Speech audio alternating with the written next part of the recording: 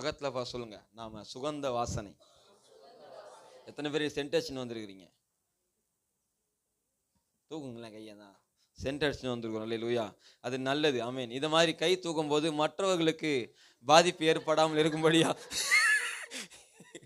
ஏன்னா நம்ம அது பண்றது நல்லது. அப்பப்ப நம்ம அல்லேலூயா சொல்லும் போது என்ன பண்ணுவோம்? பக்கத்துல இருக்கணும் சொல்லணுமா இல்லையா?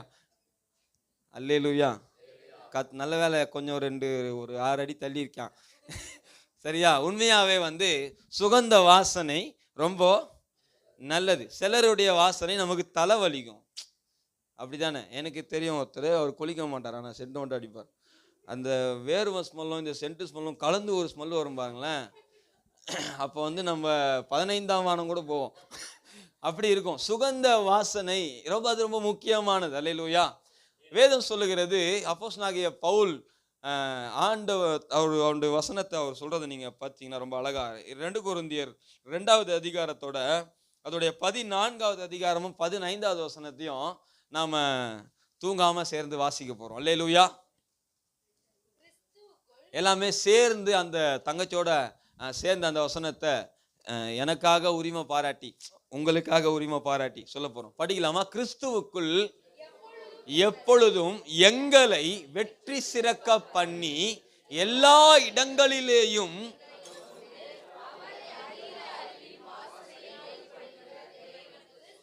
மீண்டுமாக கிறிஸ்துவுக்குள் எப்பொழுதும் எங்களை வெற்றி சிறக்க பண்ணி எல்லா இடங்களிலேயும் அவரை அறிவின் வாசனையை பாருங்க, வாசனை வெளிப்படுத்தப்படுகிறது. ஆமென். பாத்தீங்களா? நான் வாசனையா இருக்கேன் சொல்லிட்டு நாம எல்லார்ட்டும் என்ன பண்ணிட்டு இருக்க மாட்டோம். நான் ஒரு பர்ஃப்யூமோ இல்லை பாடி ஸ்ப்ரோ ஏதோ ஒன்று நான் அடிச்சேன்னா அது வெளிப்படுத்தும். உங்களுக்கு புரியுதா? அப்போ அப்போஸ்தலனாகிய பவுல் என்ன சொல்றாருன்னா, ஒரு மனுஷனை குறித்து மேலே உள்ள அதிகாரங்கள்ல அவர் சொல்றார். ஒரு மனுஷன் ரொம்ப சபைக்கு விரோதமான கர்த்தருக்கு விரோதமான காரியத்தை செய்து கொண்டிருந்தான். அவனை மன்னிக்காதீங்க, அவனை விட்டுருங்கன்னு சொல்லிட்டு 1 கொரிந்தியர் 5ஆம் அதிகாரத்தில் அவனை தள்ளி விடுங்க, தகப்பனுடைய மனைவி வச்சிருக்கிறான், அவனை நீங்க தள்ளி விடுங்கன்னு சொல்லிட்டு அவர் ரொம்ப காட்டமா எழுதின பவுல் இந்த 2வது கொரிந்தியர்ல 2வது அதிகாரத்துல அந்த மனுஷனை துக்கம் உண்டாக்கினவன் ஏறக்குறைய எல்லாருக்கும் துக்கம் உண்டாக்கினா, அவன் சோர்ந்து போயிடக்கூடாது, அவன் ஆத்மா தப்புவிக்கப்படணும். அவனை என்ன பண்ணாதீங்க யாரும், அநேகரால் அவனுக்கு உண்டான தண்டனையே போதும். அவனை பத்தி எல்லாம் பேசி இவன் இப்படி பண்ணிட்டான்னு பேசி நம்ம கூட ஏதாவது தப்பு பண்ணிட்டோம்னா கர்த்தர் கூட மன்னிச்சிடுவார். ஆமென்னா இல்லையா? எத்தனை பேர் அந்த மாதிரி பாதிக்கப்பட்டுக்கிறீங்க? நீங்க தப்பு பண்ணி கர்த்தர்கிட்ட கூட மன்னிப்பு கேட்டிருப்பீங்க, கர்த்தர் கூட போடா வழக்கம் தான்டா மன்னிச்சிடண்டான்னு விட்டுருவார். நீ அப்படியே தெரிந்த போதில்லை, மறுபடியும் அடுத்த தப்புக்கும் சேர்த்து போய் மன்னிப்பு கேட்டு போயிடுவாங்க. அதை போன வாரம் கேட்டுவில்லை அப்படின்னு. ஆனா ஆண்டவர் என்ன பண்றாரு? மன்னிக்கிறார். ஆனா மனுஷங்க அதை பார்த்துட்டாங்கன்னு வைங்க, அல்லேலூயா, அதை பேசி பெருசாகி அப்படி ஆக்கிடுவாங்க. ஆனா இந்த மனுஷனை கூட அநேக பேசி அவன் தப்பா அவனை அப்படின்னு பேசி அவனை ஒரு வழி பண்ணிட்டாங்க. இப்போ அவனுக்காக பவுல் தன்னோட நிருபங்களை மறுபடியும் எழுதுறாரு. அநேகரால் உண்டான தண்டனையே போதும்பா, அவனை மன்னிச்சிருங்க அப்படின்றார். பக்கத்துல சொல்லுங்க, எல்லாரையும் மன்னிச்சிருங்க. நான் இன்னொரு காரியத்தையும் கூட சொல்றேன். அடுத்த பவுல் சொல்றாரு, சாத்தானாலே நாம் மோசம் போகாதபடி, சாத்தானாலே நாம், இன்னைக்கு நிறைய இந்த வார்த்தையை நிறுத்தி சொல்றேன், நிறைய பேரை நாம மன்னிக்காம இருந்தோம்னா நாம் சாத்தானாலே மோசம் போகிறோம்னு அர்த்தம். எத்தனை பேர் எல்லாரையும் மன்னிச்சிட்டீங்க? கையை உயர்த்தி காட்டுங்க பாப்போம். எல்லாரையும் மன்னிச்சிட்டீங்களா? எத்தனை பேர் எல்லாரையும் இன்னும் மன்னிக்கல? சிலர்லாம் பாக்குறாங்க, யாரை மன்னிச்சாலும் மன்னிப்பேன். ஒரு சிலர் தன்னையே மன்னிக்கிறது இல்லை, தெரியுமா? தன்னையே மன்னிக்கிறது இல்லை. நான் அவ்வளவுதான், நான் ஒண்ணுமில்லை, நான் பிறந்ததே வேஸ்ட், இப்படிலாம் சொல்லி தன்னையே என்ன இருதில்ல, மன்னிக்கிறது இல்லை. தன்னை மன்னிக்காதவனா பிறனை மன்னிக்க போறான். ஆனா இன்னைக்கு ஒரு காரியத்தை புரிஞ்சுக்கோங்க. பக்கத்துல கையை குலுக்கி நீங்க சொல்லுங்க, எல்லாரையும் மன்னிச்சிருங்க. சரி, நான் உங்களை கேட்குறேன், சரியா? இது என்னுடைய இதில் கண்டிப்பாக நடக்கும். கையை பிடிச்சிங்க, 2 நிமிஷம் முகத்தை பாருங்க, சொல்லுங்க, மன்னிச்சிட்டீங்களா எல்லாரையும்? என்ன சொன்னாங்க? பதில் என்ன சொன்னாங்க? சொல்லுங்க. மாமியார் மாமனார, மருமகனை, பொண்ணு, அம்மாவே, அப்பாவே சொல்லுங்களேன். எவ்வளோ ஒரு ஒரு பகிரங்கமான பதில். இல்ல இல்ல இல்ல. இதுல என்ன சொல்றாங்கன்னா,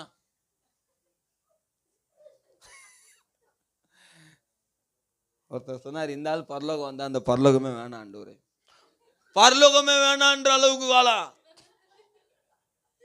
அதாவது பரலோகமே வேண்டாமா, இந்த ஆள் பரலோகம் வந்தா அப்ப நீ வரமாட்டேன். அப்ப என்ன விஷயம்னா, ஆண்டவர் கேட்டாராம், என்னடா பண்ணிட்டான்? எனக்கு பார்க்க போன பொண்ணு அவன் பேசி கரெக்ட் பண்ணிட்டான். அப்ப ஆண்டவர் சொன்னாரா, நான் உன்னை காப்பாத்திக்கிறேன்டா, அவனை மாட்ட விட்டேன்டா அப்படின்னு. அல்லேலூயா, அல்லேலூயா. அப்போ நம்ம வாழ்க்கையில மன்னிக்கணும் எல்லாரையும். அல்லேலூயா. ஆமா, மன்னிக்கணும். மன்னிப்பு உலகத்திலேயே பெரிய பூ. என்ன பூ? இல்ல செருப்புன்ன மாதிரி இருந்துச்சு. மன்னிப்பு அது ரொம்ப நல்லது. பவுல் வந்து அப்போஸ்தலனாகிய பவுல் அவனை மன்னிச்சிருங்க அப்படிங்கிறார். மன்னிச்சிருங்க. இப்ப நாங்க கூட அந்த சூழ்நிலை தான் இருக்கோம்னு நினைக்கிறேன். உன்னை மன்னிக்கவே நீ விட மாட்டியடா அப்படின்ற மாதிரி இருக்குது. மன்னிச்சா கூட அல்லேலூயா. ஆனா வசனம் சொல்லுது, கிறிஸ்து உங்களை மன்னித்தது போல பிறருடைய குற்றங்களை நீங்கள் மன்னிக்காதிருந்தால் உங்கள் பரமபிதாவும். இந்த வசனத்தெல்லாம் சொல்லவே மாட்டீங்களா? தீர்மானமாவே இருக்கீங்களா? சொல்ல மாட்டேனி. சகோதரனை மன்னிச்சிருக்கீங்களா? அண்ணன் தம்பிங்களை மன்னிச்சிருக்கிறீங்களா? அல்லேலூயா. மன்னிக்கப்பட்டவர்களினிடம் பரலோகம்னு நான் நினைக்கிறேன். ஒரு சின்ன சாட்சியை நான் சொல்லி அடுத்த வசனத்துக்கு போறேன். எனக்கு எப்பவுமே ஆழமாலாம் சொல்ல தெரியாது. அந்த அளவு நான் படிப்பாளியும் கிடையாது. ஆனால் ப்ராக்டிக்கலாக சில காரியங்களை உங்களுக்கு சொல்கிறேன். எனக்கு ஒரு தடவை ரொம்ப ஜுரம். எங்கள் ஓனர் என்ன சொன்னார்னா, போகிற வழியில் அந்த டீ கடையில் ஒரு டீ சொல்லிட்டு போயிடுனார். இங்கே கடைனா சாமி அந்த பாஸ்தாதி 9ஆவது தெரு. நான் இங்கேருந்து எட்டி பார்த்தா டீ கடை தெரியும். நான் போகும்போது நான் அங்கே ஒரு டீ ஒன்று கொடுத்துருங்க. அவன் இல்லை, போடா நான் கொடுத்துறேன் அப்படின்ட்டான். நான் இல்லை, போடா சொல்லிட்டு நான் போயிட்டேன். வயிற்றுல பெரியவன், நானே ஜோரத்தில் இருக்கிறேன். டீ சொன்னது குத்தமா? போடா என்ற நீ எத்தனை போனா போடா, இல்லைண்ணா போடா. நீ ஒரு போடான்னா 2 போடா, போடான்னு சொல்லிட்டு போயிட்டேன். வீட்டில் இப்போ ஜுரம் ஹெவியாக அடிக்குது. எங்கள் அம்மா, நான் என்ன பண்ணுறேன், முகம்லாம் கழுவிறேன். எங்கள் அம்மா சொன்னாங்க, நான் மெடிக்கல் ஷாப்புக்கு போகிறேன்டா, எனக்கு மாத்திரை வாங்க, உனக்கு மாத்திரை வாங்குவான்னு கேட்டாங்க. நான் சொன்னேன், இல்லைம்மா நான் என்ன பண்ணுறேன், நான் ப்ரேயர் பண்ண போகிறேன்னா. இப்போ போடா வாடான்னு சொன்னதில் என்ன வந்து எனக்கு ஞாபகம் வந்தது. நானும் என்ன பண்ணிட்டேன், நேராக அந்த டீ கடை கேட்டேன். மறுபடியும் போனேன். மன்னிப்பு கேட்கறதுக்கு நமக்கு எப்படி இருக்கும்? கடை ஃபுல்லாக கூட்டமாகுது. போய் கேட்டால் அச்சிடுவானு பயமாக வேற இருக்குது. அவர் கொஞ்சம் டபுளாக இருப்பாப்புல. நல்லா மன்னிச்சுண்ணா போடா அப்படின்ட்டார். நீங்கள் நம்ப மாட்டீங்க, ஜுரம் பட்டுன்னு விட்டுது.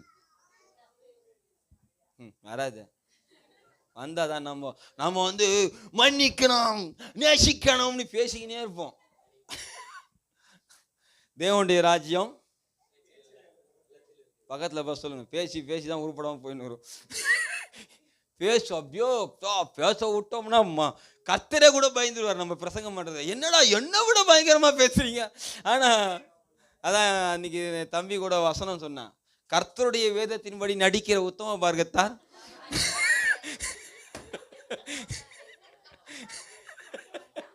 பாத்தீங்களா, தீர்க்க தரிசனம் வந்துட்டான் பாத்தீங்களா. அதுதான், அதெல்லாம் ஆவி ஆண்டவரே குர்ரா அனுப்பி விடுறார். பக்கத்துல கேளுங்க, நடிக்கிறீங்களா நடக்கிறீங்களா கேளுங்க, ப்ளீஸ் கேளுங்க. கையை பிடிக்க மாட்டீங்களா? அப்புறம் தாழ்மையா சொல்லிக்கிறேன், கையை பிடிங்க. நடிக்கிறீங்களா நடக்கிறீங்களா கேளுங்க. அதான் புரியல, நடக்கணும் தான் நினைக்கிறேன். ஆனா எனக்கு எங்க பார்த்தாலும் இயேசுவோடைய வேஷம் குத்துருவாங்க. எனக்கு திருவண்ணாமலைக்கு கிராம ஊழியத்துக்கு போயிருந்தா ஜீன்ஸ் பேண்ட் போட்டுக்கின்னு மேலே வந்து சிவப்பு கலர் ஷாலு, அந்த பாட்டை போட்டு என் இதயம் அந்த படத்தில் அங்கே தெரியும் அப்படி அந்த லைன் வரும்போது நான் அப்படி நடந்து போனோம். எனக்கே ஒரு மாதிரி ஆகுது, ஏன்டா ஜீன்ஸு பேண்ட்டு போட்டுக்கின்னு கிராம மக்கள் அவ்வளோ பைத்தியம் நினச்சினீங்களாடான்னு சொல்லிட்டு நானும் எனக்கு எப்படி இருக்கும்னு பார்க்க, என்னை கொஞ்சம் யோசிச்சு பாருங்க. இப்படியே நான் பொறுமையாக நடந்து போகணும், முகத்தை அப்படி சாந்தமாக சுட்டு போட்டாலும் நமக்கு அது சிரிக்காமையே நமக்கு 4 வெளியே தெரியுமா. சிரிக்கும்படியே ஏதாவது நடந்து போயிட்டு இருந்தேன் நான். அப்போதான் நான் முடிச்சுட்டு எல்லாம் வேனில் வந்து நினைக்கும் போது நான் ஏன்னா இதெல்லாம் யோசிப்பேன், என்ன ஆண்டவர் உங்களை மாதிரி நடிக்க விட்டாங்களே. அப்போ ஆண்டவர் சொன்னார், நடக்க தான் முடியல, நடிக்கவாவது செய்டா. அல்லேலூயா, அல்லேலூயா. இப்படிலாம் ஆண்டவர் சொல்லுவாரானான்னு சிலர் கேட்பாங்க. எனக்கு சொல்றாரு, உங்களுக்குலாம் சொல்ல மாட்டாரு பொழுது. அதான் வாழ்றீங்கல்ல நீங்க எல்லாம். அல்லேலூயா, அல்லேலூயா. இவன் சிலர் என்ன சொல்றாங்களா, இவன் திட்டுறானா இல்ல காமெடி பண்றானா குத்துறானா எதுவுமே தெரியலையே, ஆனா உணர்த்துறேனா. அல்லேலூயா. ஆண்கள் மாத்திரம் தலையை நிமித்திடும். அல்லேலூயா. அப்ப நம்ம மன்னிக்கணும்னு கர்த்தர் விரும்புகிறார், மன்னிக்கிறார். சிலுவையில கூட ஆண்டவர் என்ன பண்ணார், மன்னித்தார். மன்னிச்சாரா இல்லையா? மன்னிச்சார். எவ்வளவு வேதனையில் ஆண்டவர் மன்னிச்சார். நமக்கு வேதனையா இருக்கும்போது மன்னிக்கிறதுக்கு மனசு வரோன்றீங்க. எனக்கு நம்மலாம் பைபிள் அந்த மாதிரி ப்ராக்டிக்கலாக யோசிச்சோமாலாம் தெரியுமா? சிலுவையிலே ஆண்டவர் மன்னித்தார்னு அந்த 7 வார்த்தையை 70 வருஷமா பேசிக்கினே இருப்போம்.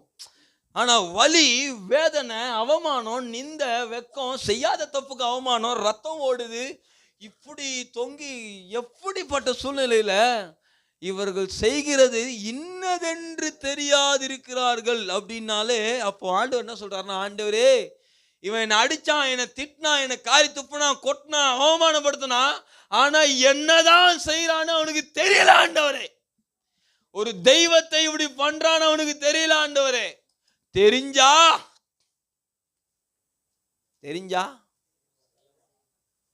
பக்கத்துல பா சொல்லுங்க, தெரியாம தான் பண்றாங்க, மன்னிச்சிருங்க. எப்படி மன்னிக்கணும்? மன்னிச்சிட்டேன். நான் உங்களுக்கு சொல்றேன், இதான் உங்களுக்கு வாசனை. நான் உங்களுக்கு சொல்றேன், மன்னிப்பு ஒரு வாசனை. ஆமா தானே? மன்னிச்சிருங்களேன். பெரிய பாரம் மனசுல இருந்து போன மாதிரி இருக்கும். வருத்தப்பட்டு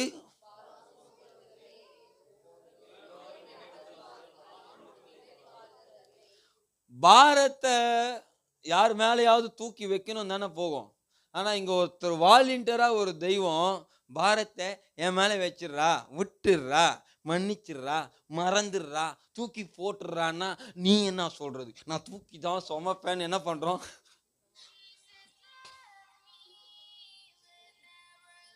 அல்லேலூயா. சங்கீதம் 55:22 மனப்பாடமா சொல்லலாம் பார்ப்போம். கர்த்தர் மேல் உன் பாரத்தை எல்லாம் போடலாமா? பக்கத்துல பார்த்து இந்த வசன கையை போட்டு சொல்லுங்க, முகத்தை பார்த்து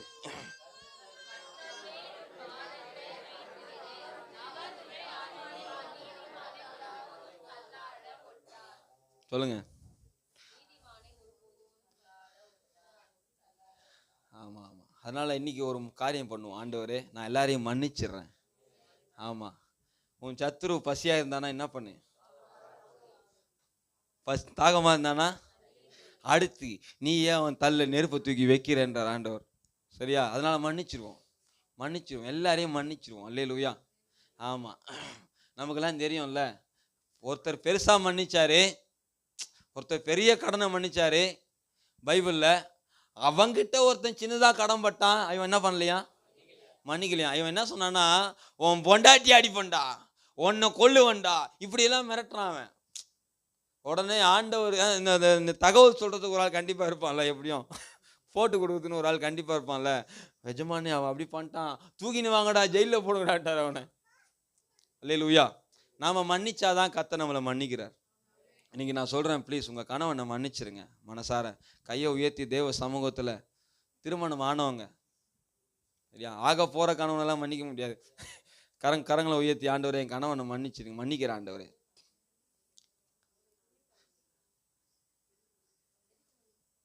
எதுக்கோ மன்னிங்க,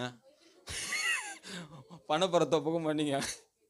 அப்படிப்பட்ட மனநிலை உள்ளவங்க மாத்திரம், நான் எல்லாரையும் கை தூக்க சொல்லல. ஒரு நிமிஷம் கண்களை மூடி உங்க மனசுல யாரெல்லாம் நீங்க இன்னும் மன்னிக்காம இருக்கிறீங்களோ, இதெல்லாம் ஆவியான நடத்துறது. நம்புனா கை தூக்குங்க, இல்லைன்னா தூக்காதீங்க. கண்ணை மூடுங்க பார்ப்போம் ஒரு நிமிஷம். கிறிஸ்துவுக்குள் தேவ சந்நிதியில் மன்னிக்கிறேன்கிறார் பவுல். ஆமா தானே? எல்லாம் சொல்லுவோம் ஆமேனா இல்லையா? ஒரு நிமிஷம் கண்ணை மூடுங்க. கண்ணை மூடி உங்க மனசுல இன்னும் நீங்க யாரெல்லாம் மன்னிக்காம இருக்கீங்களோ யோசிச்சு பாருங்க. அவங்கள மன்னிக்கிற ஆண்டவரே, என் மனசுல இருக்கிற பெரிய பாரத்தை இன்னைக்கு இறக்கி வைக்கிறேன். ஒரு புதிய பலன், ஒரு புதிய வல்லமை, ஒரு புதிய அபிஷேகம் இன்னைக்கு நிரப்புகிறது ஆண்டவரே. ஆமென். கர்த்தர் நம்முடைய மன்னிப்பெல்லாம் கேட்டு பெரிய காரியம் செய்ய போறார். கையை தட்டி நன்றி சொல்லுவோமா? மன்னிக்கிறது ஒரு சுகந்த வாசனை. இப்ப மன்னிச்சிட்டோம், இனிமே அவங்கள பத்தி என்ன பண்ண வேண்டாம், சரியா? அடுத்து பவுல் சொல்லுகிறார், அந்த 2ஆம் அதிகாரத்துடைய எத்தனாம் வசனம் தெரியுங்களா? 14ஆம் வசனம். கிறிஸ்துவுக்குள் எங்களை எப்பொழுதும் வெற்றி சிறக்க பண்ணி எல்லா இடங்களிலேயும், எல்லாம் சொல்லுங்க பாப்போம், எப்பொழுதும் எல்லா இடங்களிலேயும். அப்ப என்ன அர்த்தம்? எந்த சூழ்நிலையிலும் எந்த இடத்திலும் நாங்கள் கிறிஸ்துவின் வாசனையை வெளிப்படுத்துகிறவர்கள். அல்லேலூயா. நம்ம குடும்பத்துல, நம்முடைய வேலையில, நம்முடைய சபையில நாம ஒரு வாசனையா இருக்கணும். அல்லேலூயா. பக்கத்துல சொல்லுங்க, நீங்க ரொம்ப வாசனையா இருக்கீங்க. ஆமென். அல்லேலூயா. ஏன் உங்க வாரம் உங்க பக்கத்திலேயே உட்கார்றேன்னா, நீங்க ரொம்ப எப்படி இருக்கிறீங்க? அல்லேலூயா. அதனால தான் இந்த சேரை கண்டுபிடிச்சி உட்கார்றேன். ஏன்னா உங்க சுபாவம் அப்படி இருக்கு. வசனம் சொல்லுது. அல்லேலூயா, அல்லேலூயா, ஸ்தோத்திரம். கிறிஸ்துவுடைய திவ்ய சுபாவத்துக்கு நமக்கு பங்கு இருக்குன்னு ஆண்டோடைய வார்த்தை சொல்லுது. அல்லேலூயா. ஆமா, ஆண்டோடைய சுபாவத்தில் நமக்கு பங்கு இருக்கு. அப்ப என்னன்னா, மன்னிக்கிற சுபாவம், மறக்கிற சுபாவம், நேசிக்கிற சுபாவம் எல்லா இடங்களிலேயும். அதான் ரொம்ப முக்கியம். ரூத் இருந்தது எங்கயோன்றீங்களா? மோவாபு வந்தது எங்க? எனக்கு என்ன தோணுச்சுன்னா, அந்த அம்மா எனக்கு யோசிச்சு எனக்கு ஒரே புல்ல அரிக்குது அந்த அம்மாவை யோசிச்சாலே. ரூத் உண்மையாவே எனக்கு அந்த பொண்ணுலாம் எப்படின்னே தெரியல. அதெல்லாம் பிறக்கும் பொழுது அது மாதிரி சிலர்லாம் ஆண்டு பயங்கரமா தூக்கி வைக்கிறாருன்னா பெரிய, அதுக்கு பின்னாடி பெரிய சாக்ரிஃபைஸா, இங்கிலீஷ்ல கரெக்டாக வருதா? அதெல்லாம் இருக்கு பாருங்க. அந்த அம்மா, இந்த அம்மா சொல்றாங்க, யார் தெரியுமா? நகோமி. மறுபடியும் பெத்லகேமுக்கு கால் வைக்கிறா. நீங்க இந்த சீனை நான் சொல்லும்போது நீங்க மியூசிக்கை விரும்புகிற ஆளாக இருந்தால் கொஞ்சம் ரெக்கார்டிங் பண்ணுங்க. அப்படியே சும்மா ரூத் இப்போ ஃபர்ஸ்ட் பெத்லகேமில் காலை வைக்கும் போது உள்ள ரெக்கார்டிங் எப்படி இருக்கும்? சிலலாம் தூங்கிட்டாங்க. என்ன இருக்குன்னு தெரியுமா? இங்க பாருங்க, ஃபர்ஸ்ட் பெத்லகேம்ல காலை வைக்கிறா. பெத்லகேம்ல மகாராஜாவா பிறக்க போகிற ஆண்டவருக்கு அந்த பாட்டியாக போகிறாங்கிற அந்த சத்தியம்லாம் அப்போ அவளுக்கு தெரிய வாய்ப்பே இல்லை. ஆனா அவ அப்படியே பெத்லகேம்ல காலை வைக்கும் போதே பரலோகத்துல பெரிய ரெக்கார்டிங்கே ஓடி இருக்கும். உங்ககிட்ட போய் சொன்ன பாருங்க. சிலர் சொல்றாங்க, நீ இன்னாதான் பில்டப் கொடுத்தாலும் நாங்க ஆசிர்வமா. நான் அன்னைக்கு அடிக்கடி சொல்றதுதான், யாராவது செத்து போனவங்களை தூக்கின்னு வந்தாங்க வச்சுக்கோங்க, இயேசுவின் நாமத்தால எந்திரி அப்படின்ட்டு அவன் எந்திரிச்சிருவான். அவன் நம்பல, எந்திரிச்சியா, உட்கார், அப்படி உட்கார்.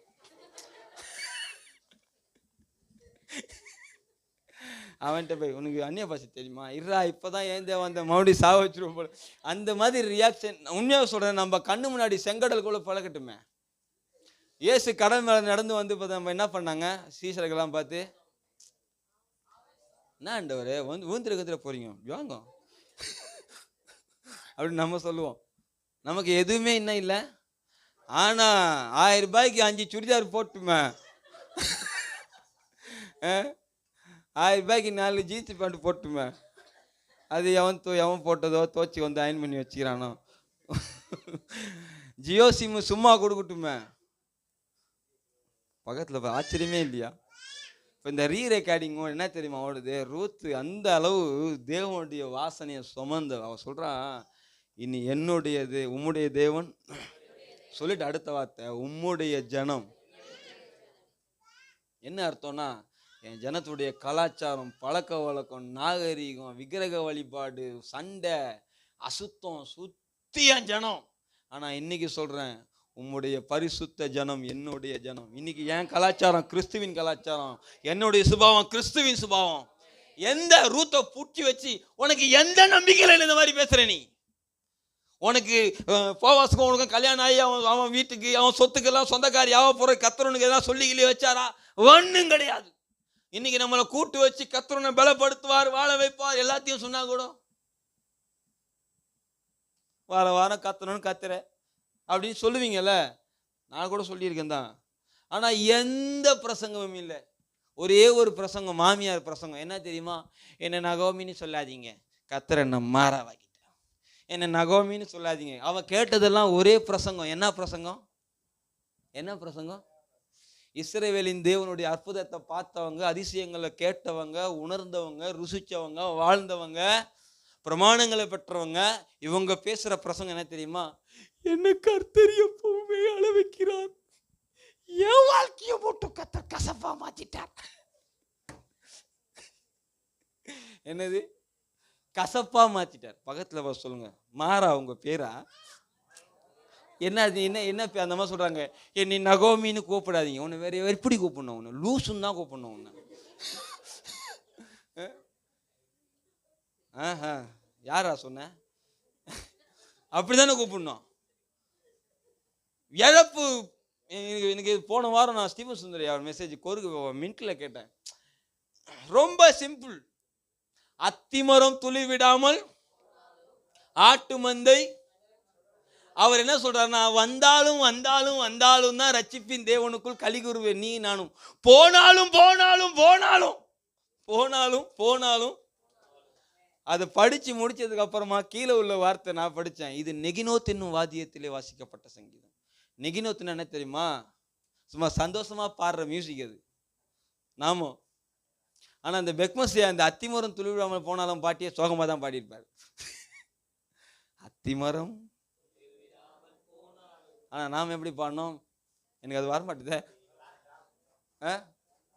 அப்படியா? போனாலும் வந்தாலும் கையை காக்கா வழி போந்தோம். பக்கத்தில் சொல்லுங்க, எது போனாலும் சொல்லுங்க, எது போனாலும் சுகந்த வாசனை. நான் இப்போ லேவியர் ராமத்துக்குள்ள போனேன் வச்சுக்கோங்களேன், நீங்கள் லேவியர் மாதிரி. ஆனால் ஒரு காரியத்தை சொல்கிறேன், எது போனாலும் எது வந்தாலும் நான் ரட்சிப்பில் தேவனுக்குள் களி கூறுவேன். ஒன்று ஒன்றா போனாலும் ஒன்று ஒன்றா போனாலும் ஒன்று ஒன்றா போனாலும் எல்லாம் போனாலும் ரட்சிப்பின் தேவனுக்குள் களி கூறுவேன். அல்லேலூயா. பார்த்தீங்களா? அடிபட்டுச்சு சிரிக்கிறீங்க பாருங்க. ரட்சிப்பின் தேவனுக்குள் களி கூறுவேன். அந்த ஒரு சந்தோஷம் நமக்கு உண்டாகணும். அல்லேலூயா. பக்கத்தில் சொல்லுங்க, இதுதான் உண்மையான தெய்வத்தை ஆராதிக்கிறதோட அடையாளம். நம்ம முகங்கள்லாம் எப்பவுமே சிரிச்சுக்கிட்டே இருந்தால் எப்படி இருக்குல்ல? சிலர்லாம் முகத்தை பார்க்கும்போதே எனக்கு ஆச்சரியமா இருக்குது, சிரிக்கவே மாட்டாங்களேன்னு. சந்தோஷமா இருப்போம். உங்களுக்கு ஒன்று சொல்லட்டுமா? நம்ம சிரிக்க சிரிக்க தான் சாத்தான் வெக்கப்பட்டு போவானே. நீங்கள் வீட்டில் சிரிச்சுக்கிட்டே இருங்க. நீதிமானுடைய கூடாரத்தில் பக்கத்தில் இருக்கிறவங்க வயிறு எரிச்சு ஆகணும். என்னடா சிரிச்சுக்கிட்டே இருக்கானுங்க அப்படின்னா சிரிப்போம். யாருக்காவது வியாதிப்பட்டாலும் என்ன பண்ணுவோம் சொல்லுங்க? உங்களுக்கு தெரியாதா? ஆண்டவரே நன்றி, ஏன்னா நீங்கள் தேவ நாம மகிமைப்பட போகுது ஆண்டவரே, இப்படி சொல்லிடுங்க. உஷாரா சொல்லாமல் சிரிச்சுட்டு இருந்தீங்கன்னா தான் தூக்கின்னு போயிடுவாங்க உங்களை. நம்பிக்கையாக பேசி பழகுங்க. குடும்பத்தில் நம்பிக்கையாக பேசி பழகுங்க. ஆமேன். நான் சாகாமல். நம்ம தெருவில் நம்மளை பற்றி சாட்சி கேட்டால் சொல்கிறாங்க யாராவது? என்ன சொல்கிறாங்க? என்ன சொல்கிறாங்க நம்மளை பற்றி? நம்ம ஸ்கூலில் அந்த மிஸ் எப்படிங்கன்னு கேட்டால், ஐயோ நல்ல வேலை மிஸ் ஆயிட்டாங்க. நான் உங்களுக்கு சொல்கிறேன், எல்லா இடத்துலையுமே நான் அறிவின் வாசனையை நாம் என்ன பண்ணோம்? வெளிப்படுத்தணும். எனக்கு ரொம்ப ஆசை இருக்குது. நான் இயேசு கிறிஸ்துக்கிட்ட எனக்கு பிடிச்ச ஒரு வசனம், நான் என் பிதாவுக்கு பிரியமானவைகளே செய்கிறபடியால். இந்த வசனம் எல்லாத்தையுமே படிச்சிருக்கீங்க. நாங்கள் எழுதி எடுத்து வந்து நான் உங்களுக்கு சொல்லணும்னு இல்லை, ஆண்ட உணர்த்ததாக சொல்கிறேன். எப்போவுமே இப்போ என் வீட்டில் நடக்கிற பிரச்சனைகளுக்கு கூட நான் யோசிக்கிறேன். நான் இன்றைக்கி என் தங்கச்சி கிறிஸ்டிகிட்ட கூட நான் இன்றைக்கி சொல்லிட்டு இருந்தேன். அதாவது ஆண்டவரோடு கூட நம்ம வாழ்க்கை போய்கிட்டே இருந்துச்சுன்னா, என் வாழ்க்கையில் அடுத்தடுத்து என்ன நடக்க போகுது, நான் என்ன முடிவு எடுக்கணுன்ற காரியங்கள்லாம் கர்த்தர் எனக்கு தெளிவாக சொல்லிடுவார். அப்படி தானே? நீதிமொழிகள் 1ஆம் அதிகாரம் கடைசி வசனம் சொல்லப்பட்டிருக்குது. அந்த வசனத்தை யாராவது மனப்படமாக படிப்பீங்களா? எனக்கு செவி கொடுக்கிறவன் எவனோ, அதெல்லாம் எவ்வளோ வேல்யூவான வார்த்தை தெரியுங்களா? எனக்கு செவி கொடுக்கிறவன் எவனோ அவன். நம்ம வாழ்க்கையில பதட்டம் வருது ஏன்? பிரச்சனைகளுக்கு நடுங்குறோமே, ஏன்? செவி கொடுக்காம இருக்கிறதுனால. நாம என்ன நினைச்சுக்கிறோம்னா, எல்லாத்துக்கும் என்னையே குற்றப்படுத்தி தேவனை நியாயப்படுத்த பாக்குறியா ஜேம்ஸ் நீங்க கேட்கலாம். நான் சொல்றேன், தேவனோடு சேர்ந்து வாழ்ந்து பாருங்க, அந்த அனுபவம் உங்களுக்கு நல்லாவே தெரியும். ஒரு மனுஷன் பெரிய, நான் ஆராதனையில் சொன்னது போல பெரிய அழிவு ஏற்பட போது ஒரு மனுஷன் வந்து நின்று அந்த நேரத்துல சொல்றான், இன்னைக்கு ராத்திரிக்க நேத்து ராத்திரியா இன்னைக்கு ராத்திரியா சொன்னார், நான் ஆராதிக்கிற கர்த்தர் ராத்திரி என்கிட்ட சொன்னாரு, ஒன்னால இவங்க எல்லாருமே சேஃபா வாங்கடா. யாரு சொல்லிட்டு சொல்றாரு, என்னை ஆட்கொண்டு வரும் கேப்டன் வந்து பவுல் சொல்லும் போது கேப்டன் ஃபர்ஸ்ட் கேட்கல. பவுல் சொன்னாரு, பெரிய புயல் வரப்போகுது. பவுல் சொல்லி முடிச்ச உடனே தென்றல் அடிச்சுது. அவன் தானே நமக்கு அந்த கத்த என்கிட்ட பொய்யா பேசிட்டாரா? அவன் அப்படியே தென்றல் வீசுதுன்னு பைபிள் சொல்லப்பட்டிருக்கும். நான் சொல்லும் போது என்ன ஆண்டவர் நம்ப மாட்டானுங்க. ஆண்டவர் சொன்னாரு, தென்றல் தான் வீசுது. நெக்ஸ்ட் பாடுறா, தென்றலுக்கு பேர் கொடுக்கப்படல, யூரோ கிளிதோனா. இப்போ என்ன ஆயிடுச்சுன்னா, கப்பல் எக்ஸ்பீரியன்ஸ் கிடையாது, கப்பல் ஓட்டை தெரியாது, கேப்டனுடைய வேலைன்னு தெரியாது, கேப்டனுக்கு படிக்கவும் செய்யல, ஒன்றும் பண்ணல. யாரு? ஆமா, நம்ம பெக்மசியா பாடுறாருல, கைதியாக. இப்பெல்லாம் சுத்து போட்டு நின்று பவுல்ட்டு வந்து நிக்கிறாங்க. சொல்லுங்க கேப்டன், என்ன பண்ணும் கேப்டன்? சாப்பிட்டு எல்லாம் எகிரி குதிங்கடா. செத்துருவோம் கேப்டன். சாவ மாட்டீங்கடா. ஏன்டா? என்னால. இன்னைக்கு நீங்க ஏன் கூட டிராவல் பண்ணதுனால சேர்த்து சாவல. நீங்க எல்லாமே பக்கத்துல பசங்க உங்களால் தான் நிறைய பேர் சாவாம இருக்காங்க. இது தீர்க்க தரிசனம். கையை பிடிச்சி சொல்லுங்களேன். நிறைய பேர் சாவுறதும்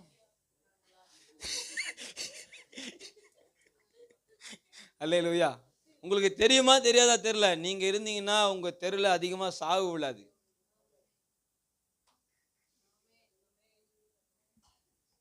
நீங்க ஜெபம் பண்ணுங்களேன், சாவறதுக்கு முன்னாடி அந்த ரட்சிக்கப்பட்டலாம் சாவணும். இதெல்லாம் நடக்கும், இதெல்லாம் நடக்கணும். சில பரிசுத்தவான்கள்லாம் ஃபேக்ட்ரிக்குள்ள போனாங்கன்னா ஃபேக்ட்ரியில இருக்கலாம் தானா அழுவாங்களாம். கேள்விப்பட்டிருக்கீங்களா? கேள்விப்பட்டிருக்கிறீங்க? அந்த பேரு என்னப்பா அது, சார்லஸ் பின்னி. அவரோட ஃப்ரெண்டோட ஃபேக்டரிக்கு போனா திடீர்னு ஃபேக்டரியில இருக்கவங்கலாம் அழுகுறாங்களாம். உடனே ஆண்டவர் சொன்னாரா, பென்னி பிரசங்கம் பண்ணு. உடனே ஃபேக்டரி எல்லாம் ஆஃப் பண்ணிட்டு நின்று பிரசங்கம் பண்ணா ஃபேக்டரியில இருக்கவங்களாம் ரட்சிக்கப்பட்டானா. ட்ரெயின்ல ஏறி உட்காந்தா ட்ரெயின்ல இருக்கவங்களாம் அழுகுறானா.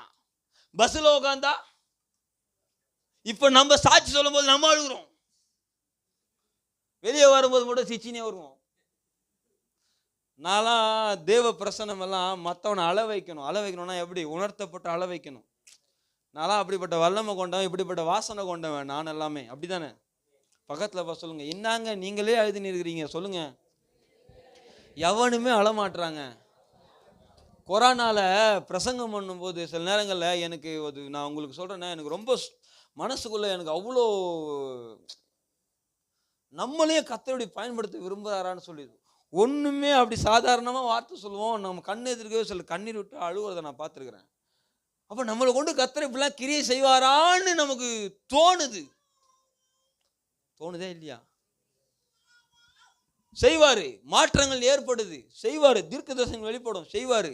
ஆனால் நம்ம மேலே இருக்கிற காரியம் நமக்கு என்ன பண்ண மாட்டுது, பல நேரங்களில் புரிய மாட்டுது. அல்லேலூயா சொல்லுங்க. நீங்கள்லாம் எவ்வளோ பெரிய ஆளு. நம்ம நடந்தாலே என்ன நடக்கணும்? எனக்கு பெக்மசியா பாடின பாட்டீங்களா, போகும் இடமெல்லாம் ஆரோக்கியமே, பாயும் இடமெல்லாம், சேரும் இடமெல்லாம், செல்லும் இடமெல்லாம். எப்படி இருக்குது? இந்த நதி போகும் இடமெங்கும் ஆரோக்கியம் இருக்கும். நான் இன்னைக்கு ஆரோக்கியத்துக்காக என்ன பண்ணிட்டு இருக்கிறேன்? அடுத்தவர் சொல்றாரு, ஜீவ தண்ணீரே ஆவியானவரே.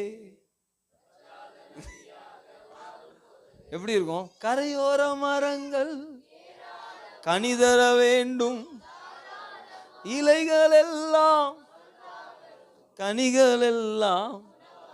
சின்ன வயசுல இதெல்லாம் பாடும்போது வாழ்க்கையா நினைச்சு நினைச்சு பாடின இந்த பாட்டு இதெல்லாம் இப்பவும் பாட்டா பாடுறானுங்க.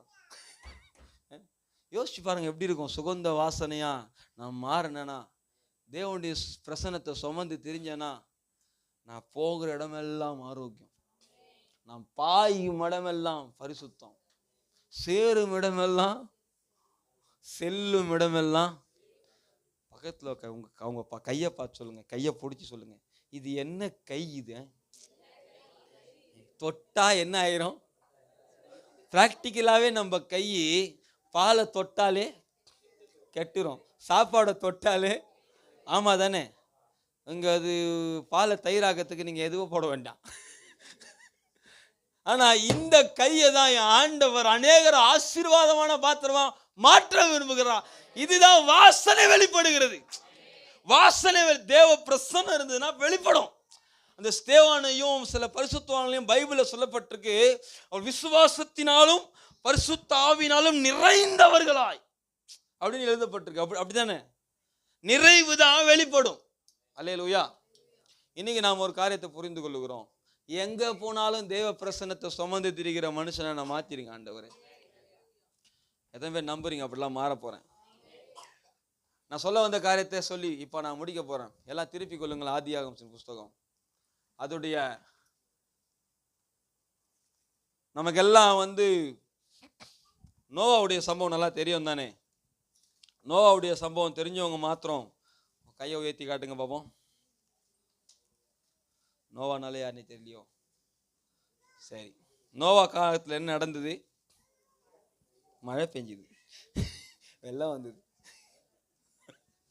மழை பெஞ்சுது, என்ன ஆத்மாவே படிக்கலாம் ஒரு வசனத்தை. இன்னும் ஆதியாகமம் 8வது அதிகாரம் அதோடைய 20-21. அப்பொழுது நோவா கர்த்தருக்கு ஒரு பலிபீடம் கட்டி சுத்தமான சகல மிருகங்களிலும் சுத்தமான சகல பறவைகளிலும், இந்த வார்த்தை நல்லா பிடிச்சிக்கோங்க, சிலவற்றை தெரிந்து கொண்டு அவைகளை பலிபீடத்தின் மேல் பலியிட்டான். சுகந்த வாசனையை கர்த்தர். அல்லேலூயா. இதை நான் சொல்ல போற காரியத்தை நீங்க வெளிப்பாடுன்னு நினைச்சாலும் சரி, எப்படி நினைச்சாலும் சரி, ஆண்டவர் உணர்த்தினதை நான் உங்களுக்கு சொல்றேன். பெரிய அழிவை ஆண்டவர் தரப்போகிறார் என்று உலகத்துக்கு எச்சரித்த ஒரு பெரிய தேவ மனிதன், தேவனுடைய திட்டத்தை பெற்ற ஒரு தேவ மனிதன், தேவனுடைய கண்களிலே கிருபை பெற்ற தேவ மனிதன், பூமி எங்கும் கொடுமையினால் சீர்கெட்டது என்று எழுதப்பட்டிருக்கிறது வேதத்துல.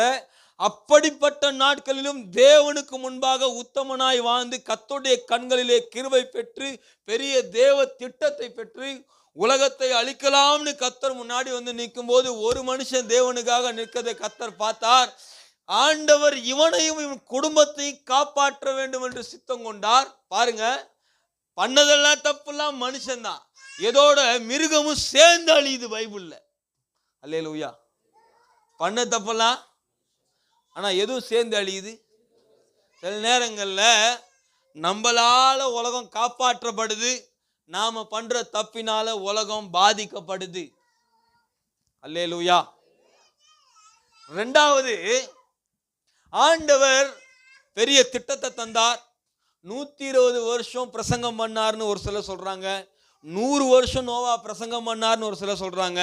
நாம் அறிந்திருக்கிறபடி ஆண்டவர் 400 வயசுல நோவாவோட பேசினார். கரெக்டா? 400 500?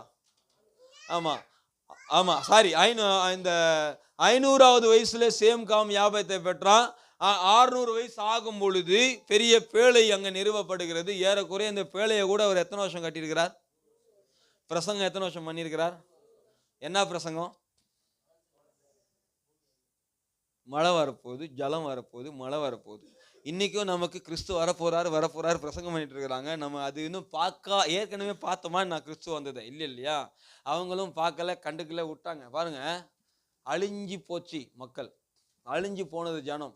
ஆனா ஆண்டவர் 7 ஜோடு நல்லதையும் 1 ஜோடு சுத்தம் இல்லாததையும் சேர்த்து கொள்ள ஆண்டவர் அனுமதிச்சார். நான் இதை புரிந்து கொள்ளும் பொழுது இந்த வசனத்தை எனக்கு எப்படி புரிஞ்சுதுன்னா, இவைகள் காக்கப்பட்டது எதுக்குன்னா, பெரிய அழிவு வந்த பிறகு பூமியிலே ஆண்டவர் மறுபடியுமாக இவைகளை பழுகி பெருக பண்ண வேண்டும் மனுஷனுக்காக. இவைகள் பழுகி பெருகணும், இன்னும் ஆசீர்வாதமாகணும், இன்னும் ஆசீர்வதிக்கப்படணும், இன்னும் பெருகணும். பாருங்க, ஆண்டவர் மறுபடியுமா எல்லாத்தையும் அழிச்சிட்டு மறுபடியும் ஜீவராசிகளை உண்டாக்க ஆண்டவரால் கூடுமா கூடாதான்? கூட தானே. ஆனா ஆண்டவர் காக்க சொல்லுகிறார், அதுக்கு சாப்பாட்டையும் சேர்த்து வைக்க சொல்றார். எவ்வளவு பெரிய ப்ராசஸ்ல இது. பக்கத்துல பார்த்து எவ்வளவு பெரிய வேலை. இதுக்கெல்லாம் சோறு வேற. அன்னைக்கெல்லாம் ஒரு 10 பிள்ளைக்கு ஒரு அம்மா சோறு ஊட்டுவாங்க. ஆனா இன்னைக்கு இப்போ ஒரு பிள்ளைக்கு 10 பேர் என்ன பண்றாங்க, சோறு ஊட்டுறாங்க. அல்லேலூயா. போன் வேற என்ன பண்ணிடணும், கையில கொடுத்துடணும். அல்லேலூயா, அல்லேலூயா. சிலர்லாம் பார்க்குறாங்க, என் பிள்ளைலாம் அப்படி இல்லைங்க, மறைக்காதீங்க. அல்லேலூயா. இவ்வளோ பிள்ளைக்கு சோறு கொடுக்கணும், இவ்வளோ மிருகத்துக்கு சோறு கொடுக்கணும். யானை ஒன்று கேட்கும், பூனை ஒன்று கேட்கும், சிங்கம் ஒன்று கேட்கும், புலி ஒன்று கேட்கும், ஆடு ஒன்று கேட்கும், மாடு ஒன்று கேட்கும். அப்படித்தானே வீட்டில் அப்படித்தானே கேட்குதாங்க. ஒரே தோசையில் மாவு வேணும், மாவு வேணும், தோசை வேணும், இட்லி வேணும், ஊத்தப்பம் வேணும், சட்னி வேணும், சாம்பார் வேணும். அல்லேலூயா. பக்கத்தில் பசங்க நீங்கள் தான் அது. ஆமென். பாருங்க, எல்லாம் கொண்டு வந்து வச்சாச்சா.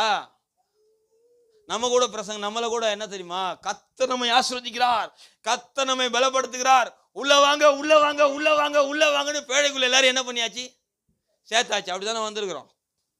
பெரிய ஆபத்திலிருந்து காப்பாற்றப்பட போகிறோம்னு அப்படிதான் வந்துட்டோம். அதுக்கப்புறமா பெரிய ஆசீர்வாதம் தான், என் வாழ்க்கை மாறும் தான், உயர்வம் தான், வேலை கிடைக்கும், கல்யாணம் ஆகும், செழிப்பேன், பெருகுவேன், பருகுவேன், எல்லாமே. அல்லேலூயா. டோட்டலா பைபிள் இருக்கிற எல்லா வாக்குத்தையும் சொல்லி என்ன பண்ணிட்டாங்க, உள்ள கூப்பிட்டாங்க. பக்கத்துல பசங்க அப்படிதாங்க கூப்பிட்டாங்க. கண்ணீரா, கவலையா, கஷ்டமா, நஷ்டமா, வியாதியா, பலவீனமா, சுகமா, துக்கமா, எங்க வாங்க. அப்படிதானே. நான் ஒரு ஆஸ்பத்திரியோட இது படித்தேன், மூலமா பௌச்சரமா. அந்த போஸ்டரை நான் ஒரு கிட்டியா போய் பார்த்தீங்கன்னா வித்தியாசமான போஸ்டர். இங்கே அணுகவும் அப்படின்னு என்ன பண்ணிட்டாங்க, இயேசு கிறிஸ்து கூட ஒரு போர்டு கையில் வச்சுக்கின்னு கண்ணீரா, கவலையா, வியாதியா. ஆனால் கீழே பாருங்களேன், பாவமா அப்படின்னு போடவே மாட்டாங்க, பில்லி சூனியமா எல்லாம் போட்டு. ஆனால் உண்மையாகவே இயேசு கிறிஸ்துட்ட வந்தால் எல்லாமே சரியாகும். எப்படி உசாரா வந்துட்டோம் பார்த்தீங்களா. ஆனால் நோக்கம் என்னன்னா, ஓட்டத்தை ஜெயமுடன் நானும் ஓடிட. சர்ச்சில் இந்த பாட்டை பாடவே முடியல, சாவுல தான் பாடணுன்றாங்க. இயேசு என் நம்பிக்கையா, இந்த இதெல்லாம் நம்ம ஃபீல் பண்ணிய பாரு. நாட்களும் நெருங்குதே,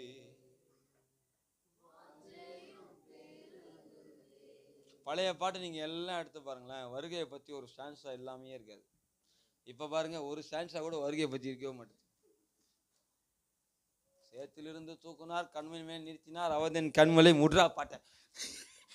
சரிதா? சரி, இப்போ எல்லாமே உள்ள போனா கூட நோவாக்கு ஆண்டவர் இதை வெளியே கொண்டு வந்து பலி செலுத்துறான்னு சிலவற்றுன்னு சொல்லவே இல்லை. எனக்கு அந்த வார்த்தை என் மனசு ரொம்ப நின்னுது. நோவா பேழையிலிருந்து வெளியே வந்த உடனே அந்த புதிய உலகத்துல தேவனுக்காக சிலவற்றை சுத்தமானவர்களை கொண்டு வந்து பலியிடுகிறான். நான் சொல்றேன், இந்த பலியிடப்பட்ட பறவைகளும் இந்த மிருகங்களும் இருக்குல்ல, அது உள்ள வரும்போது எப்படி வந்துச்சுன்னா, நானும் பலிக்கு பெருகுவேன், இந்த உலகத்திலிருந்து காக்கப்பட்டேன், நானும் பலிக்கு பெருகுவேன், நான் ஆசீர்வாதமா மாறுவேன், என்னுடைய ஜென்ரேஷன் பெருகும், இன்னும் நான் தலைமுறைக்கு நான் ஆசீர்வாதமா இருப்பேன், அந்த மாதிரி நோக்கத்தோட உள்ள வந்தது. அதுக்கு விருப்பமோ இல்லையோ, அதுக்கு பிடிச்சதோ இல்லையோ, என் தேவனுக்கு ஒன்று பிடிக்குதுன்னு நோவா கொண்டு வந்து கர்த்தருக்கு அதை பலி செலுத்தினான். நான் சொல்றேன், தேவனுக்காக இந்த உலகத்துல நாம் ஏதாவது செய்யக்கூடிய, தேவனுக்காக வாழ்க்கை அர்ப்பணிக்கக்கூடிய ஒரு தேவ மனுஷனா நீ நானும் மாறும் பொழுது வசனம் சொல்லுது, கர்த்தர் அதை சுகந்த வாசனையாக நுகர்ந்தார். உங்களுக்கு புரியுதா? இந்த உலகத்துல சந்தோஷமா வாழ்ந்துடலாம், சமாதானமா வாழ்ந்துடலாம், ஆசீர்வாதமா வாழ்ந்துடலாம், செழிப்பா வாழ்ந்துடலாம். ஆனா எனக்கு அடுத்த வார்த்தை ஆண்டவர் சொல்றாரு, இனி இந்த உலகத்தைனா எனக்கு ஒரு நான் என் தங்கச்சியோட அப்ப சொன்னேன் என்னன்னா, நான் தேவ சமூகத்துல நின்னா கர்த்தர் என்ன பார்த்து இந்த உலகத்தை அழிக்க கூடாது ஆண்டவர். அப்படி ஒரு வாழ்க்கை எப்படி இருக்கு யோசிச்சு பாங்களேன். ஒரு மனுஷன் தேவ சமூகத்துல நின்னானா அது என்னன்னா, தேவனுக்காக என் வாழ்க்கையவே ஒப்பு கொடுக்கிறேன்னு வாழ்ற அளவத்தேன், தாழ்மையா, சுயத்தை வெறுத்து.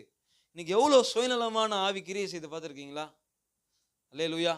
தன்னுடைய பிரச்சனை, தன்னுடைய பிள்ளைகள் பண்ற தப்ப வெளியே சொல்லவே மாட்டாங்க. அடுத்த பிள்ளைகள் பண்ற தப்ப, ஆமாவா இல்லையா? எவ்வளவு சுயநலம் மனுஷங்களாம். நான் பார்த்து சிலர்லாம் பார்த்து இன்னும் ஆச்சரியப்படுறேன். நான் இன்னைக்கு என் கூட ரட்சிக்கப்பட்ட சில பசங்க ஃபோன் பண்ணா இன்னும் கூட பேசுறாங்க, சுய வெறுப்பு நமக்கு வரணும் பிரதர், இன்னும் பரிசுத்தமாகணும் பிரதர். அவனுங்கெல்லாம் இன்னும் என்கிட்ட அப்படிதான் பேசுறானுங்க. ஒருத்தன் சொல்றான், அவன் எனக்கு, ஆனா இன்னைக்கு நான் பார்க்கிறேன் அது மாதிரி வார்த்தைகள் பேசுறதுக்கு உட்காந்து பேசும்போது கூட சுய வெறுப்பு, பரிசுத்தம், அது மாதிரி யாராவது பேசி கேட்டிருக்கீங்க? எத்தனை பேர் கேட்டிருக்கீங்க அந்த மாதிரி? இன்னும் வாழணும், இன்னும் வீடு கட்டணும், இன்னும் வாழணும், இன்னும் அது. ஆமா, பாட்டு மட்டும் கூடார வாசிகளாகும் நமக்கு இங்கு. சொல்லுங்களேன், சொல்லலாமோ கைவேலை அல்லாத வீடென்றை மேலே நான் செய்வேன் என சொல்லி. ஆமா தானே? எவ்வளவு சுயநலமா வாழ்ந்துட்டு இருக்கிறோம் பாருங்க. பக்கத்துல பா சொல்லுங்க, இதுதான் ஆண்டவருக்காக வாழ்றதா? இந்த புவி ஒரு சொந்தம் அல்லவென்று, அப்புறம் இக்கட்டு துன்பமும் இயேசுவின் நண்பர்க்கு இங்கே பங்காய் கிடைத்திடினும் ஆனந்தமே. நம்ம ரொம்ப செல்ஃபிஷ் ஆயிட்டோம். நமக்காக நம்ம, எனக்கு இயேசு கிறிஸ்துவிட்ட பிடிச்ச ஒரு வசனம் ரோமர்ல சொல்லப்பட்டிருக்கு. அவர் தமக்கே பிரியமாய் நடவாமல்னு இருக்கும். படிச்சிருக்கீங்களா? படிச்சிருக்கீங்களா? எத்தனை படிச்சிருக்கீங்க? தமக்கே பிரியமாய் நடவாமல். பிலிப்பியர் 2வது அதிகாரத்தில் எழுதப்பட்டிருக்கும், கிறிஸ்து இயேசுவில் இருந்த சிந்தையை உங்களில் இருக்க கடவது அப்படின்னு. அடுத்த வார்த்தை, அவன் தனக்கானவைகளை அல்ல பிறனுக்கானவைகளையும். அப்ப சுய வெறுப்பு. இன்னும் நம்ம நல்லா தான் இருப்போம் கண்டிப்பா. பக்கத்துல பார்த்து சொல்லுங்க, நீங்க நல்லா தான் இருக்கிறீங்க, உங்களுக்கு ஒரு குறை கிடையாது. யாராவது ஒரு வேளை சோறு இல்லாம ரோட்ல யாராவது சுத்துறோம். தாவீதுக்கு அந்த நம்பிக்கை இருந்துச்சு. நான் சொல்றேன், நான் என் பிள்ளைங்கிட்ட சொல்றேன், என் பிள்ளைங்கிட்ட நான் அப்பப்ப சொல்றது, நானே செத்து போயிடுவேன்டா அப்படி அடிக்கடி இந்த வார்த்தை என் வாயில வருது. ஏன்னு தெரியல. நான் இருந்தாலும் இல்லைனாலும் கர்த்தர் உங்களை என்ன பண்ணுவாரு? நடத்துவார். என் பிள்ளைகிட்ட சொல்றேன், என்ன நம்பாதீங்கடா, உங்க அம்மாவை நம்பாதீங்கடா, கர்த்தரை நம்புங்க, கர்த்தரை நம்புங்கன்னு நான் அப்பப்போ சொல்றது உண்டு. தாழ்மையா இருந்துருங்கடா, பரிசுத்தமா இருந்துருங்கடா, கர்த்தருக்கு மட்டும் உண்மையா இருந்துருங்கடா. நீங்க நல்லா படிக்கிறீங்களோ இல்லையோ, நான் சொல்றதை நீங்க எப்படி புரிஞ்சுக்கிறீங்களோ இல்லையோ எனக்கு தெரியாது. இதுதான் நான் சொல்றேன், நல்லா நீ படிக்கிறியோ இல்லையோ, உன்னால் முடிஞ்ச வரைக்கும் படி, ஆனா முடிஞ்ச வரைக்கும் கர்த்தருக்காக உண்மையா இருந்துரு. முடிஞ்சதுக்காக கர்த்தருக்காக உண்மையா. நல்லா படிக்காதவன் தான்டா, ஆனா என்னையும் கர்த்தர் பயன்படுத்துறாரா, உண்மையா இருங்கடா, தாழ்மையா இருந்துருங்கடா, சுயநலமா வாழ்ந்துடாதீங்கடான்னு சொல்லிட்டு தான் இருக்கேன் நான். இதான் என்னோட பிரசங்கம். அல்லேலூயா. இந்த தேவனுக்காக காக்கப்பட்ட இந்த மிருகங்கள் நோவா கையிலிருந்து தேவனுக்காக பலியானது. இது சந்தோஷம்ன்றீங்களா துக்கம்ன்றீங்களா? புரியுதா? இதுதான் வாசம். அடுத்து கர்த்தர் சொல்றாரு, இனி இந்த என்னுடைய ஆண்டவர் சொன்னார், கோதுமை மணியானது நிலத்தில் சாகாவிட்டால் தனித்திருக்கும், செத்ததே ஆகில். ஆமா, எனக்கு போன வாரம் எல்லாம் அந்த சிந்தனை தான் இருந்துச்சு. நான் ஆண்டவரே, நான் இன்னும் பரிசுத்தமாகணும், இன்னும் நான் சாகணும். பக்கத்துல பசங்க இன்னும் சரியா சாவலை, நீங்க சொல்லுங்க. நம்மள சரியா சாகாம கொண்டு போய் ஞானஸ்தானம் கொடுத்துட்டாங்க. முழுசா செத்தவனு தானே என்ன பண்ணணும்? பிராக்டிக்கலா பாருங்களேன், சீஷராக்கி ஞானஸ்தானம் கொடுங்கள், அப்படிதானே பைபிள்ல இருக்கு. நம்ம ஞானஸ்தானம் கொடுத்து தான் என்ன பண்றோம். ஆனா அப்போ சிலர் கேட்குறாங்க, அப்போ அம்மா என்னைக்கு இவன் சீஷராகி என்னைக்கு கொண்டு போய் முக்கி சீஷராக்கி இன்னும் பரிசுத்தமாகி இன்னும் பலப்பட்டு இன்னும் கர்த்தரை தெரிஞ்சு இன்னும் சுயம் செத்து இன்னும் பாவத்தின் காரியங்கள் செத்து அறகுறையா கொண்டு போய் அடக்கம் பண்ணா போலீஸ்காரன் என்ன பண்ணுவான்? இழுத்துட்டு தான் இருக்கு, எப்படியும் செத்து போயிடுவாரு, அடக்கம் பண்றேன்னு போய் அடக்கம் பண்ணா என்ன ஆகும்? நான் இப்படிதான் பார்த்துன்னு போனேன் போலீஸ்காரன். இப்போ இந்த கவர்மெண்ட் இப்படி பண்ணுது, பரலோக கவர்மெண்ட் என்ன பண்ணும்? சரியா சாகாதன்னு கொண்டு போய் அடக்கம் பண்ணிட்டீங்கன்னா பரலோக கவர்மெண்ட் மேல என்ன பண்ணும்? என்ன அமைதி ஆயிட்டீங்க எல்லாம்? புரியலையா? ஒரு 3/4 மணி நேரம் முன்னாடி நல்லா சிரிச்சுன்னு இருந்தீங்க. நான் சொல்றது சத்தியமா இல்லையா? ஆமான்றவங்க மட்டும் ஒத்துக்கிறதுக்கு அடையாளமா ஒரு அல்லேலூயா சொல்லுவீங்க. நான் ஒத்துக்கவே மாட்டேன், நீ என்ன பண்ணாலும் சொல்றவங்க யாராவது? நான் சொல்றேன், பலி ஆகணும், சாவ சொல்றியாடனா, இன்னும் என் சுயம் சாகணும், இன்னும் என் கோபம் சாகணும், இன்னும் என் சுபாவங்கள் சாகணும், இன்னும் நான் என்ன சொல்றது, நிறைய சாகணும். இன்னைக்கு ஒப்பு கொடுப்போமா ஆண்டவரே? ஆனா இந்த பலியை ஆண்டவர் சுகந்த வாசனையா, இப்போ நல்ல வாசனையா நீங்க எப்படி நுகருவீங்க? கீழே ரிசப்ஷன்ல இருந்தா கூட, ரிசப்ஷனுக்கு போயிருந்தோம்னா அந்த பிரியாணி என்ன பண்ணோம், ஏய் இன்னைக்கு மட்டன் போலியடா அப்படிம்போம், ஏய் பீஃபுடா அப்படிம்போம். சிலர்லாம் அந்த வாசனை உடனே நுகர்ந்துருவாங்க. ஆண்டவர் இந்த ஒரு அந்த பலி ஆகிறத கர்த்தர் நுகர்ந்தாராம். நான் ஏத்துக்கிறேன், இதை நான் விரும்புறேன், இனி என் மக்களை நான் ஜலத்தினாலே அழிக்க மாட்டேன். அல்லேலூயா. நான் சொன்னது புரிஞ்சவங்க மாத்திரம் கையை வைத்தி காட்டுங்க பார்ப்போம். சரி, என்ன தீர்மானம் பண்ணீங்க சொல்லுங்க, அதை மட்டும் சொல்லுங்க, நம்ம ஏஞ்சி நின்றுவோம். முடிஞ்சதுக்கு அப்புறம் கிளம்பலான்ற தீர்மானத்தில் இருக்கிறேன். சரியா? அப்படியே ஒரு நிமிஷம் எழுந்து நிற்போம், ஒரு நிமிஷம் அப்படியே எழுந்து நிற்போம். ஆண்டவரே, ஆமா, ஒரு சின்ன தீர்மானம் பண்ணுவீங்களா? ஆண்டவரே, நான் சந்தோஷமா சமாதானமா ஆசீர்வாதமா வாழணும், அதை நீங்க விரும்புறீங்க. ஆனா உமக்காக பலியான ஒரு வாழ்க்கை வாழணும். ஆண்டவரே, நான் உமக்காக பலியாகணும். இன்னும் என்னுடைய பலின்னு சொன்னா நம்ம இன்னும் சுபாவங்கள் சாகணும், சுயம் சாகணும், பெருமை சாகணும். அல்லேலூயா. நம்மை தொடர்ந்து பின்பற்றுகிறதான நம்ம விட முடியாத பாவங்கள் சாகணும்.